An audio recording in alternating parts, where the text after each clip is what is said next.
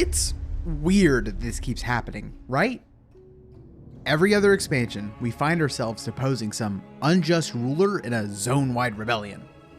I mean, I get it. The forebearer to all these rebellions is perhaps the best story in all of WoW. Suramar. With a lightning in a bottle-like synergy between gameplay systems, patch cadences, and story, Suramar to this day is looked upon with a profound level of fondness. But its comeback tour and the comeback tour? Sheesh. While Shadowlands and WoWHead are admirable attempts, well, scratch the former, Blizzard has yet to really replicate the once-in-a-generation success of Legion's ultimate zone.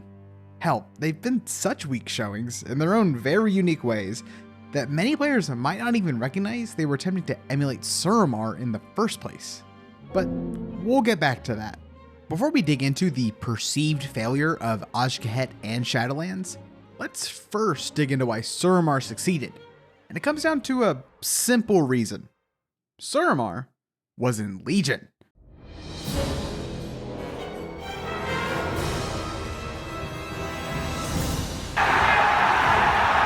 No, I'm not joking, I swear. Let me explain. Suramar, and any other facet of World of Warcraft, exists within the context of Warcraft, and by extension, the specific iteration of Warcraft that happens to exist at that time. Suramar, in all its grand designs, succeeded because it was built from the ground up for Legion, and the surrounding conditions of that expansion. Let's use an example. Arcade games are hard. They've got one-shot mechanics abound, fast-moving enemies, death pits, high scores, and scaling difficulties. And if that sounds like fun to you, well, Mythic Plus is over that way. Have fun! Jokes aside, arcade games weren't hard simply because gamers were just built different back in ye olden days, but because of the context of their surroundings. In the arcade environment, the only way to continue playing after a death is to, you guessed it, pop in another quarter. The success of a specific game wasn't directly tied to the quality of the game, but also how well it could wring your pockets dry. Every game exists within a similar dichotomy, where the environment and model the game operates by influences the design of the game directly. World of Warcraft is also shaped by its framework. Being one of the few subscription-based, expansion-based, microtransaction-based online games out there, World of Warcraft has matured into a complex web of design decisions to meet the economic needs of the company alongside keeping players as happy as possible. When the majority of income comes from monthly subscriptions, the game is going to be designed to keep players active for some level every month. Doesn't need to be 24/7, but players should ideally play enough during a month to justify the subscription price. So, World of Warcraft mostly operates under a regimented patch structure, with major numbered releases every 2-ish years, major updates containing new raids and dungeons every few months, and new, smaller patches that include side activities or storylines every couple of weeks. These patches are the heartbeat of the game and its narrative, with almost every major event held for these showcase moments. These expansions and updates breathe new life into the game, and do wonders at keeping players in the Warcraft ecosystem. But there's another inalienable truth that shapes WoW. Outside of cashing checks and keeping players happy, making games takes forever. Regardless of how big Blizzard gets or how efficient they become at developing the game, players will devour through content significantly faster than Blizzard can develop it. So, the developers can't rely on patches and expansions alone. To work around this limitation, World of Warcraft has iterated over the years on daily content, or weeklies, world quests, whatever we're calling them for the day. Though they're not the attention grabber that raids and zones are, repeatable content makes up the lion's share of a WoW player's playtime. Despite being significantly lower budget than the marquee events, simple, repeatable content is vastly superior to nothing.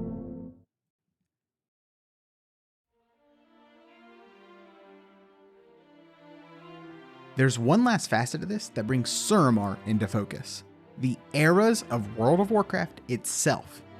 While we've covered the larger framework that Warcraft is forced to operate under due to external factors, the minutiae of its execution also evolves as the developers and the players change over the years. For example, we're currently in a new era of Warcraft that debatably began in Dragonflight.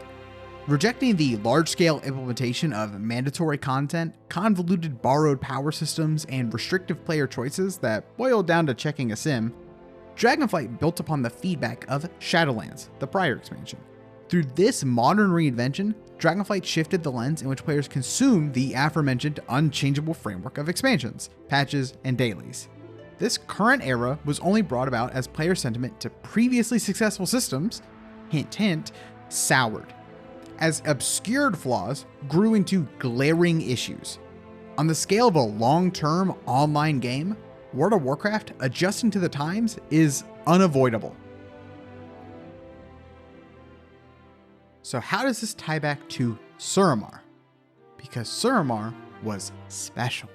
It took these constraints of Warcraft's larger framework and turned them into strengths. Not only that, it utilized the specific era of Warcraft that it existed in, the advent of Legion and its variety of systems, to enhance its narrative in real, tangible ways. Let's look at the timeline of Suramar and see how it fits into the specific context of Legion.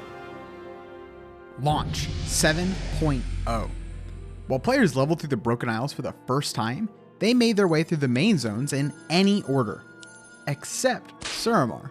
While every zone was available at any point in the leveling campaign, Suramar and its story was locked behind level cap. And as part of this, I actually have a quick aside. My first experience with Suramar was actually while I was leveling. During my first zone of choice, High Mountain, I managed to slip off a ledge at some point and almost fall to my death. Except, I lived through the skin of my teeth. But I wasn't in High Mountain anymore. I found myself in the unknown, unexplored zone of Suramar. And since at this point in the game's history, flying wasn't available while leveling, and my Hearthstone happened to be on cooldown, I was trapped in this mysterious zone. Because Suramar is a max level zone, all the enemies are at level cap, and could knock me out in just a few hits. While I had heard of Suramar from beta players and was looking forward to experiencing it myself, at this point, this place seemed scary AF. I knew no one here, there's a bunch of zombies, and the plants and buildings look like nothing else on the Broken Isles. My first impression of Suramar was a terrible awe. Locking it behind level cap imparted a sense of mystery that none of the other zones had. My relationship towards it was inherently hostile compared to the rail-guarded amusement park of a regular leveling zone. However, level cap does come eventually. As I hit that milestone, alongside other players, we were invited to finally explore the zone that had been hidden away from us so far. Through who would turn out to be the main quest giver of the zone, we learned the situation of Suramar and its connection to the greater narrative of Legion. But we were also reminded of something we had learned during the Azuna leveling experience, that the Nightborn are hopelessly addicted to magic, and without it, they wither away and lose their mind. This also included our recently exiled friend.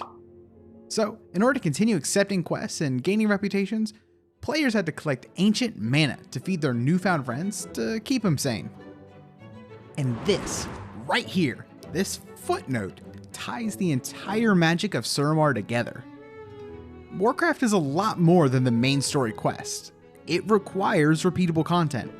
Within the context of that strict necessity, Suramar used it to enhance its story by introducing the mana addiction of the Nightborn and necessitating that the player farm mana so that they continue the story. The plight of the Nightborn is directly felt by the player, while also dragging out the content to buy the dev team some time.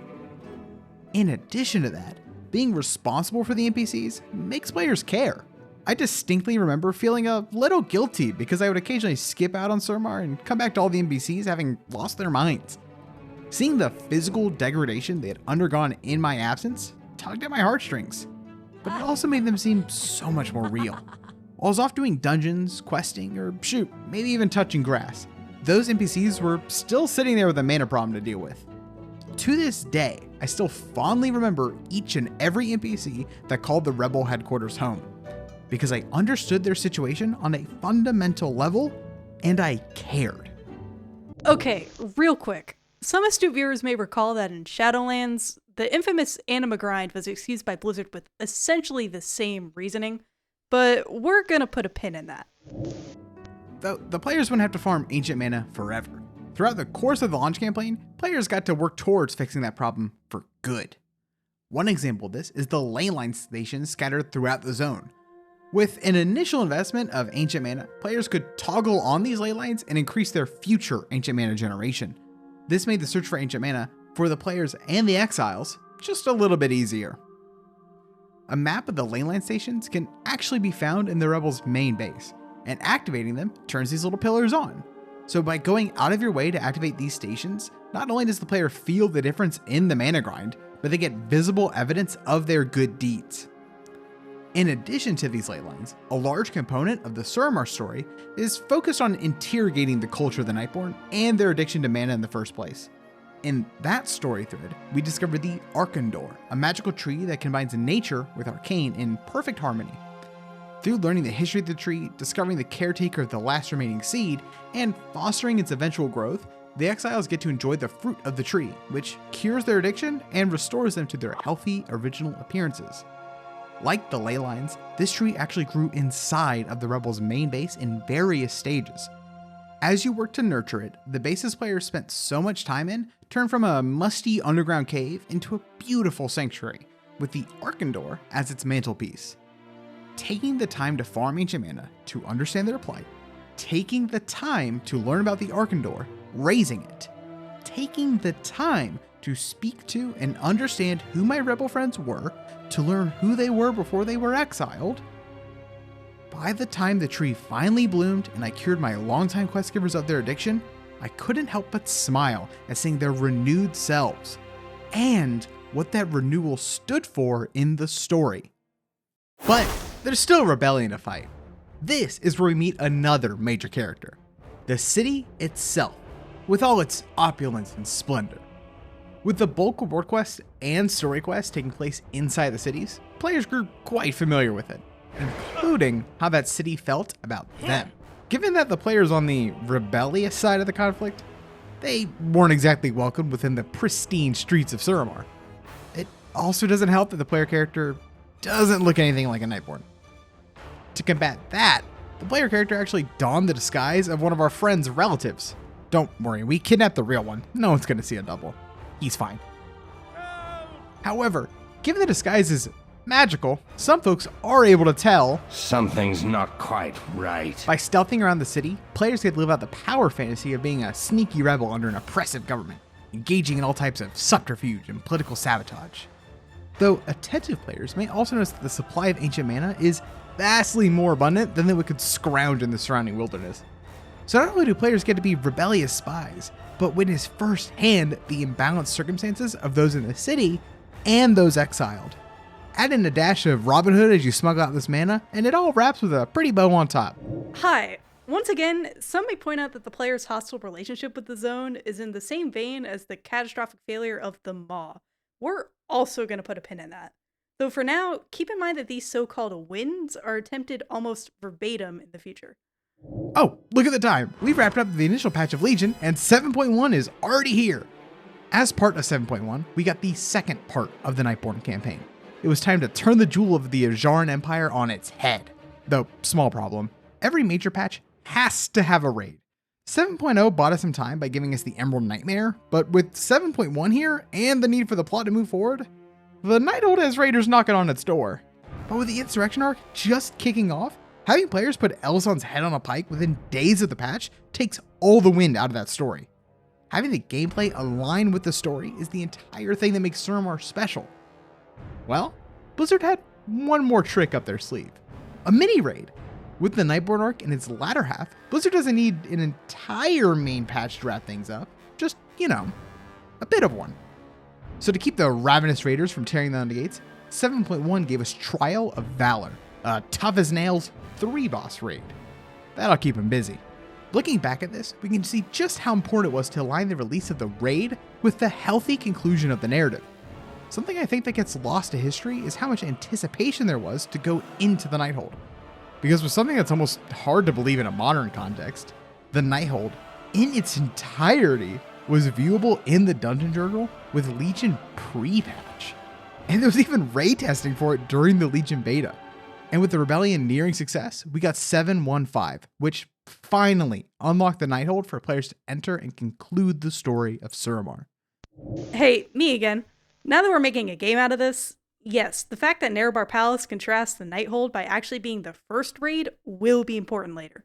Players widely look back fondly on the 140-day story of Suramar, with many asking Blizzard to repeat it again, to give us that magical experience of a fully realized plot in World of Warcraft. And the funny thing? Yeah, they've been trying. It just does not work.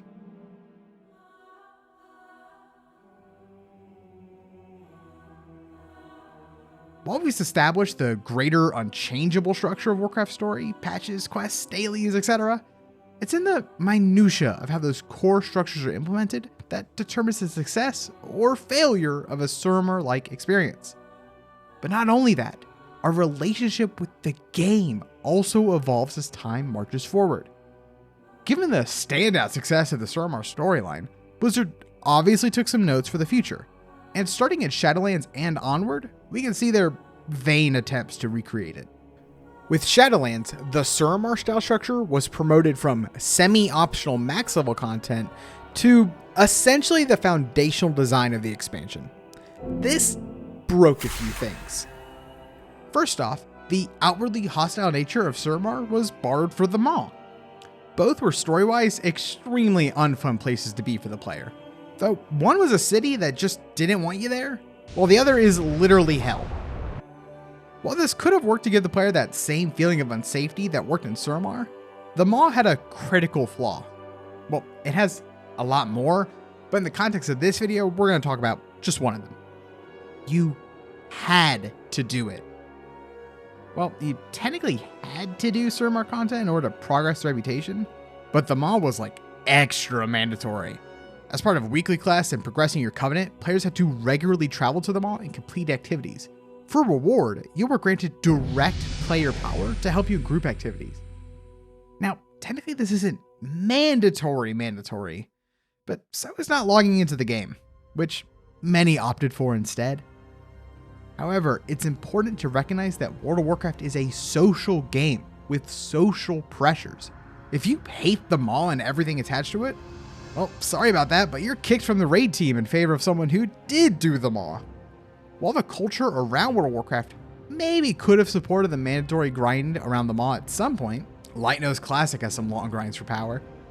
Today's player base views everything regarding power as completely mandatory due to a culture that has developed over the years. In an interesting turn of events, Warcraft players have become so conditioned by mandatory grinds for currency, a la artifact power, that sometimes they drive themselves mad over something they can genuinely skip. None illustrates this more than Anima, the ancient mana stand-in for Shadowlands.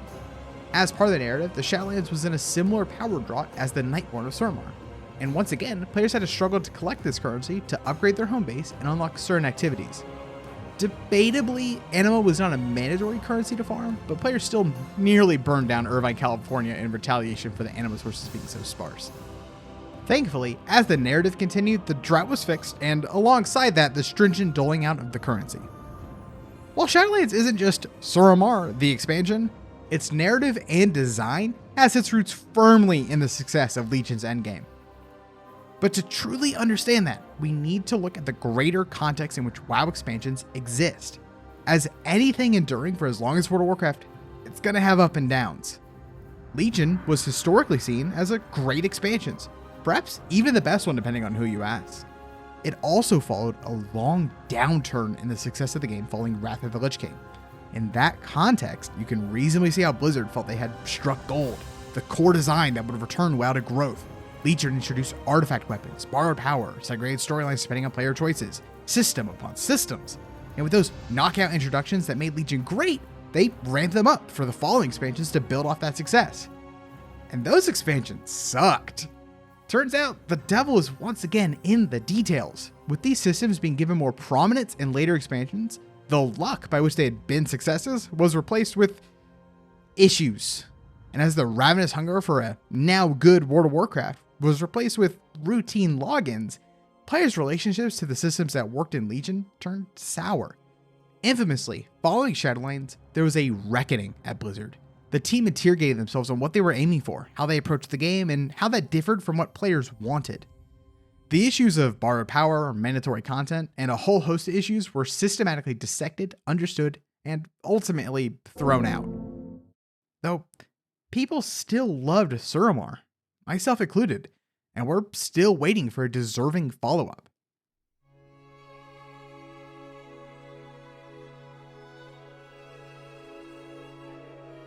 Following Shadowlands, we got an expansion that might be remembered as the one that saved the game, Dragonflight.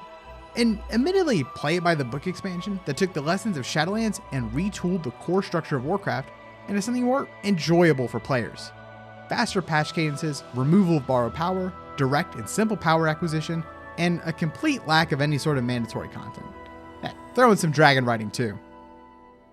While Dragonflight was absent of any sort of Suramar-like experience, it certainly did turn the game around and establish the foundation in which Blizzard would feel comfortable in doing so again.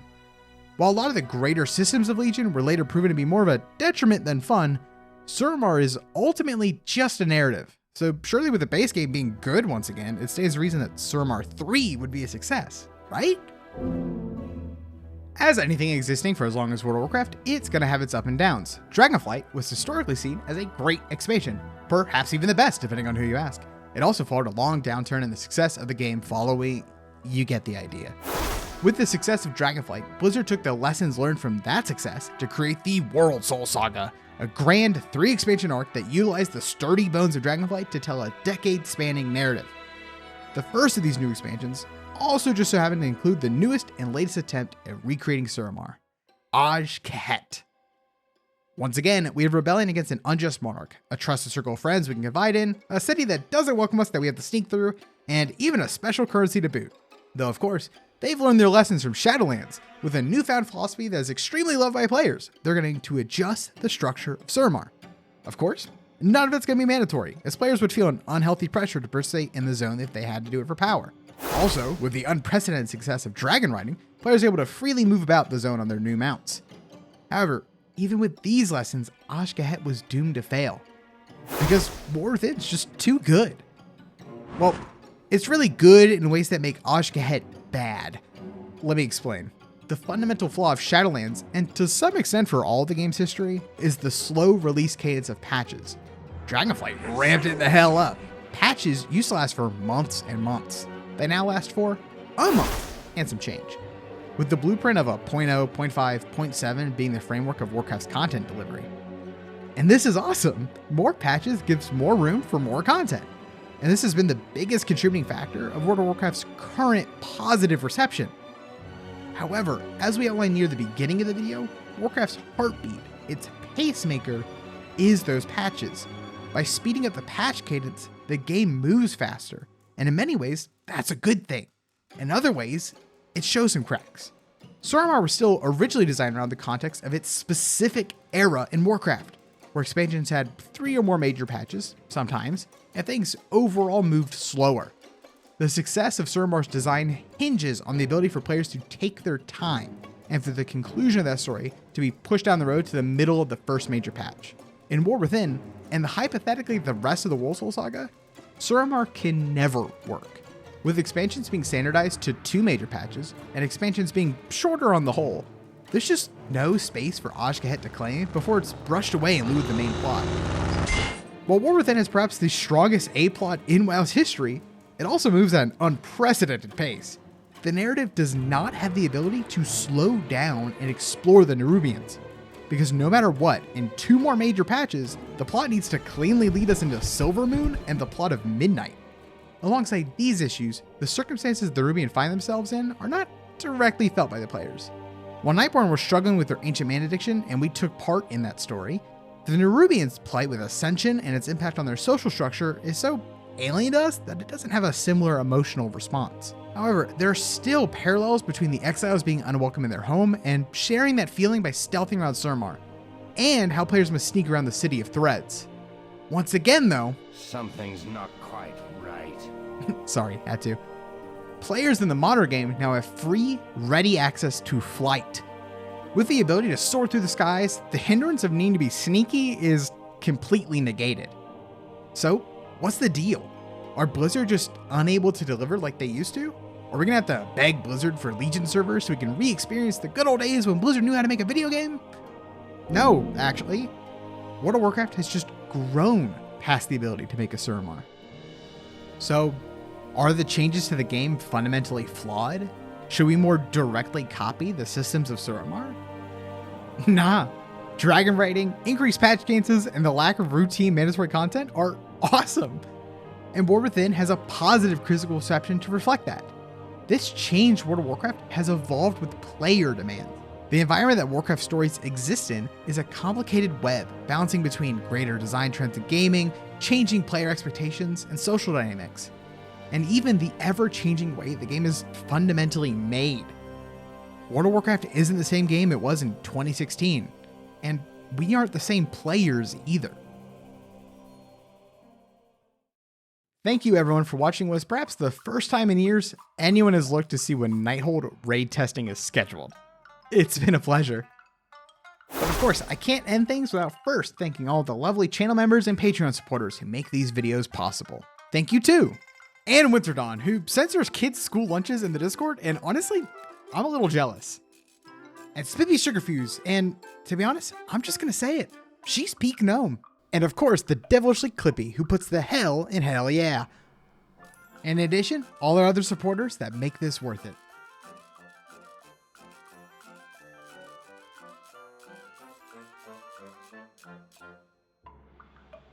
Thank you.